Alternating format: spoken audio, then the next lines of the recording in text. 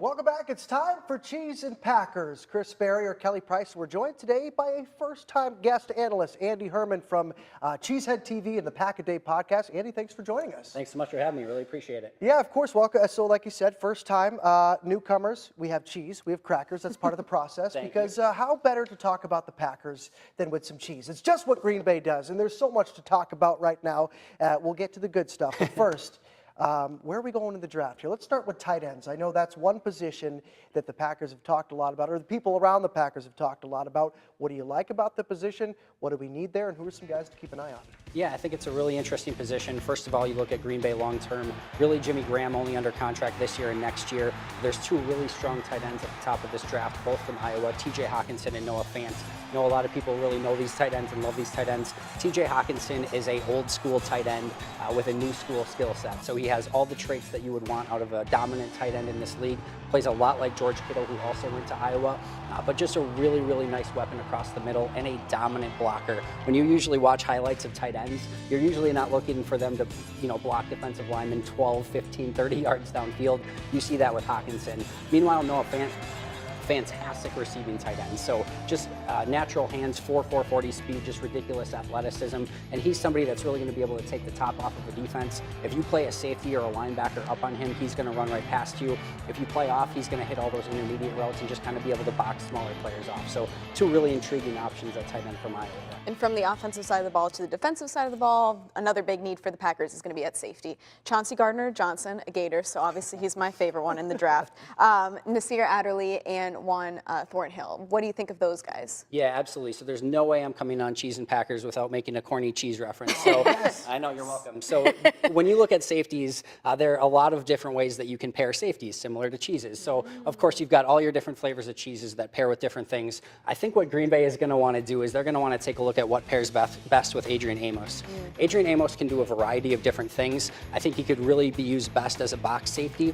Because of that, I really, really love Nasir Adderley, but I don't think he pairs very well with Adrian Amos because I think they bring a lot of the same traits to the table. And because of that, I think you would really be more beneficial to go with Chauncey Gardner-Johnson, who has that 4.40 speed. He can play in the slot. He can cover receivers. So I think that's going to be something that's really, really helpful for him.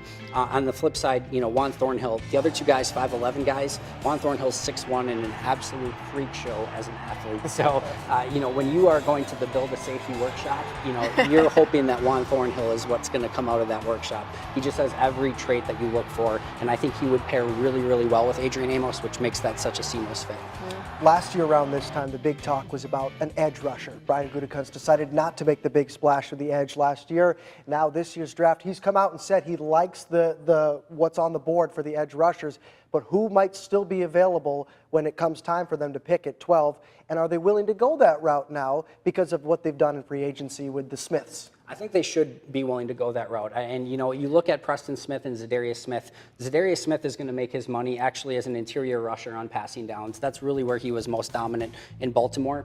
Preston Smith is, of course, going to be that edge rusher. But when you sign free agents like this, a lot of times, let's be real, they don't always work out the way that you expect. You can get out of these contracts in 2 years pretty easily. So you want to start building younger, more talented players coming from within. And there's a lot of options. I think the big question mark right now is Montez Sweat. He has a heart issue. That's kind of some concern going around. If he passes the medical checks, he's a no-brainer type pick at 12. Speed, athleticism, talk about another athletic freak show. 4.40, he's the fastest in the last 20 years in the combine. The closest was Jimmy Graham, who was a 1/10 of a second slower than him. So just absolutely ridiculous speed. And then you take a look at a guy like Brian Burns, just an absolute quarterback hunter. He would bring a flavor to the table that Mike Pettin doesn't currently have in his arsenal. You've got Zadarius Smith, who again is going to kind of come in from the inside.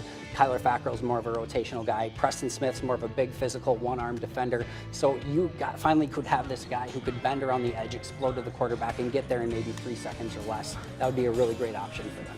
All right, Andy, real quick, I'm going to put you on the spot here with the 12th pick in the 2019 NFL Draft. The Green Bay Packers select I'm going to go with Montez Sweat. I think the heart issue is more of a smoke screen, and I think Montez Sweat will be the next player for the Green Bay Packers. Montez Sweat, there you go. You heard it from Andy Herman first. Well, I'll tell you what, we're going to be sweating pretty good if we eat this entire board of cheese, but I'm up for the challenge. So, Andy, thanks for coming in today, and please, help yourself. Thanks so much for having me.